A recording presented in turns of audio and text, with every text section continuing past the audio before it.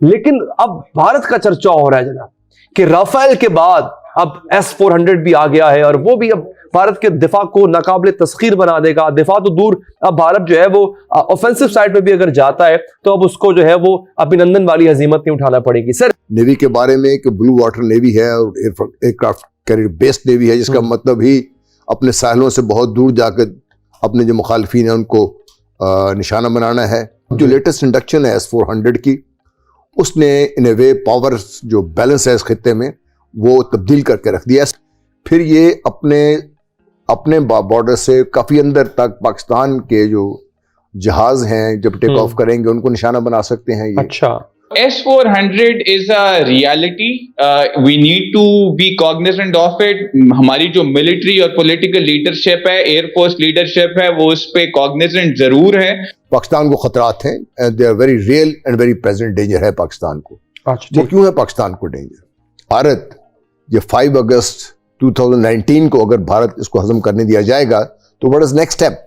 भारत तो खुद इस बात का इजहार कर चुका हुआ है कि next Gilgit Baltistan and then Ajit Doval की स्टेटमेंट्स ऑन बोर्ड, देन जो है वो पाकिस्तान पीओके। और क्यों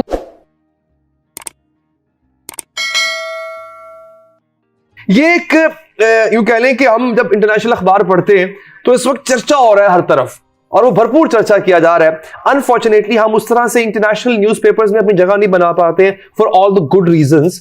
लेकिन अब भारत का चर्चा हो रहा है जनाब कि राफेल के बाद अब S-400 भी आ गया है और वो भी अब भारत के दिफा को नाकाबिले तस्खीर बना देगा। दिफा तो दूर, अब भारत जो है वो ऑफेंसिव साइड पे भी अगर जाता है तो अब उसको जो है वो अभिनंदन वाली हजीमत नहीं उठाना पड़ेगी। सर, अब भारत की तो ये तैयारी है, इसके मुकाबले में पाकिस्तान कितना वेल प्रिपेयर्ड है? क्योंकि जब जब बैलेंस बिगड़ा है खित्ते में ताकत का, पाकिस्तान ने उस बैलेंस को, उस अनबैलेंस्ड सिचुएशन को बैलेंस किया है। तो क्या अब भी हम बैलेंस कर पाएंगे इसको? देखिए, हथियार जब ऑफेंसिव हथियार तैयार होते हैं तो उनका तोड़ भी साथ ही साथ लोग सोचना शुरू कर देते हैं और तैयार होना शुरू हो जाते हैं इसमें।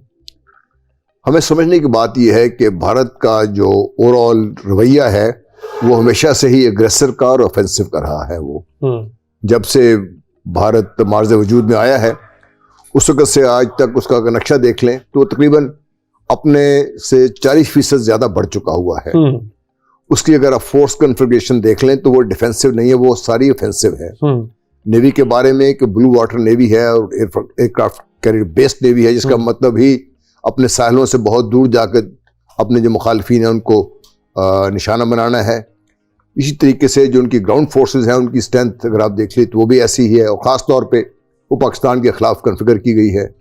और एयरफोर्स के बारे में तो आपने बात कर दी। अब जो लेटेस्ट इंडक्शन है S-400 की, उसने इन ए वे पावर जो बैलेंस है इस खित्ते में वो तब्दील करके रख दिया। S-400 डिफेंसिव वेपन नहीं है, ये डिफेंस वेपन नहीं है। अच्छा, एयर डिफेंस वेपन सिस्टम पर से नहीं है ये। अच्छा, वो तो इसका एक बहुत मेरा ख्याल है सबसे लो ग्रेड अगर आप कहिए तो एक एबिलिटी है। अच्छा, हालांकि यूएसपी यही बताई जाती है इसकी। ये बेसिकली एंटी मिसाइल के तौर पे इस्तेमाल होता है कि आपके जो मिसाइल अगर आप जाएंगे तो उनको निशाना बनाया जा सकता है।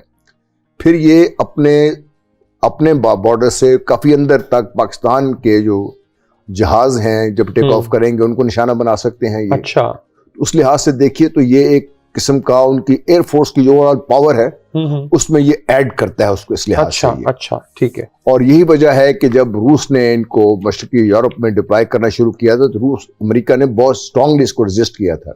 इसी तरह जब अमेरिकन थर्ड मिसाइल आते हैं उसको दूसरी ताकतें वो उनको रेजिस्ट करती हैं। इसलिए देखिए अमेरिका ने तुर्की के पीछे पड़े रहे। भारत को खास तौर पर उन्होंने इस चीज की रियायत दी है। वो क्यों दी है? उन्होंने वो इसलिए दी है कि एक तरफ तो पाकिस्तान है, दूसरी तरफ चीन है जिसके खिलाफ उन्होंने भारत को तैयार करना है। इसलिए भारत को वो एक ताकत उन्होंने लेने की इजाजत दे दी है ताकि भारत अपने आप को उस मुकाम पे ले आए जहां पे वो चीन का मुकाबला कर सके और जरूरत पड़े तो पाकिस्तान का मुकाबला भी कर सके। ठीक। अच्छा, इसमें एक बड़ा अहम नुकता सर जन साहब आपने जो उठाया, मैं एडमिरल साहब आपकी तरफ आता हूं सर।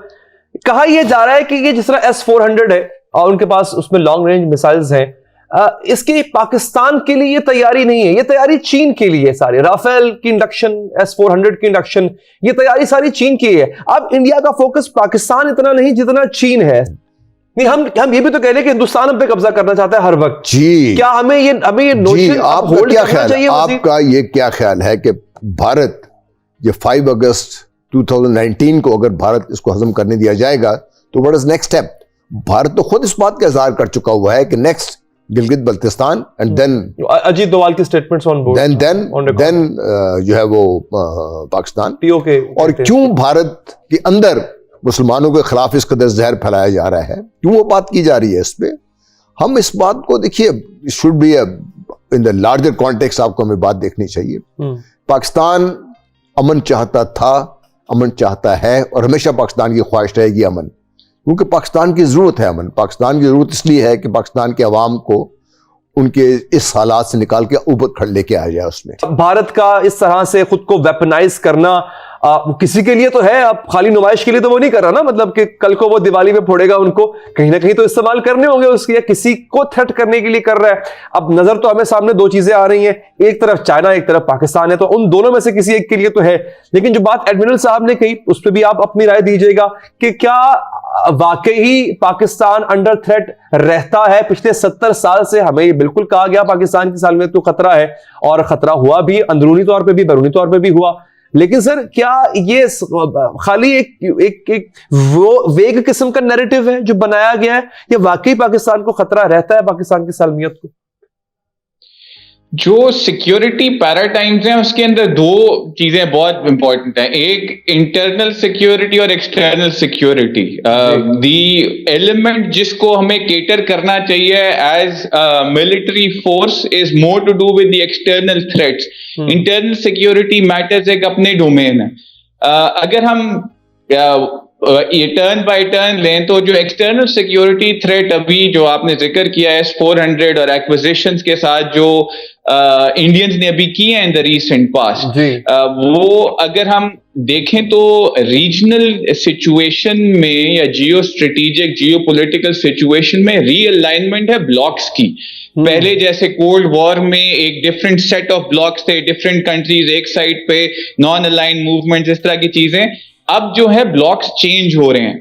पाकिस्तान इंसिडेंटली और कोइंसिडेंटली उस ब्लॉक का हिस्सा है जिसमें चाइना, रशिया, टर्की और कतर, ईरान, ये वाला ग्रुप है। और दूसरी तरफ अब जो अलाइनमेंट है जिसमें इंडिया, अमेरिका और बाकी कंट्रीज हैं।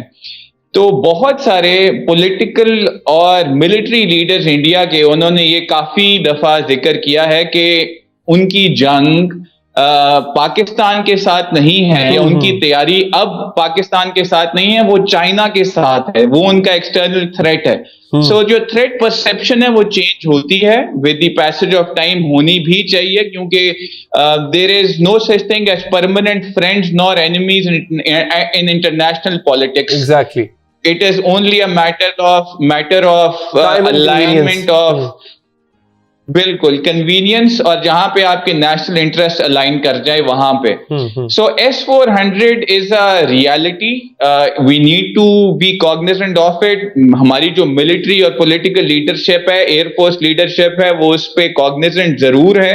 और ये काफी अरसे से हम इसके ऊपर एक काउंटर प्लान कर रहे हैं, और अपने एक्विजिशन प्लान्स भी रखे हुए हैं इसके तहत।